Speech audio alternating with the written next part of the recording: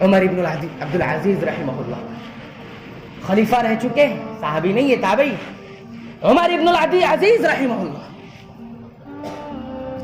ان کی بیوی کے پاس عبد الملک کی بیٹی فاطمہ آتی اور پوچھتی ہے، اے امیر المؤمنین کی بیوی، ذرا ہم کو یہ بتلائیے کہ یہ جو خلیفہ ہے یہ کیسی عبادت کرتے ہیں؟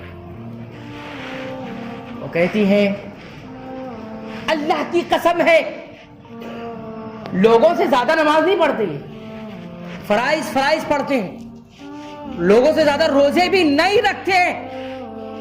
فرض روزے رکھ لیے کافی ہے، پھر حکومت کی باغ ڈور ان کے ہاتھوں میں ہوتی ہے. یہ زیادہ روزے نماز بھی نہیں پڑھتی، فرائض کا اہتمام ہے، روزے رمضان کے روزوں کا اہتمام. لیکن اللہ کا خوف اتنا ہے کہ اس کائنات میں، اس روئے زمین میں، اپنی زندگی میں ان سے زیادہ اللہ کا خوف کھاتے ہوئے نہیں دیکھا ہے. اور جب یہ بستر میں جاتے ہیں وہاں رب کو یاد کرتے ہیں، اور یاد کرنے کے بعد اتنا روتے ہیں ایسا لگتا ہے کوئی چڑیا کا بچہ ہے جو بھوک سے رو رہا ہو، جو ایک دانے کے لیے رو رہا ہو.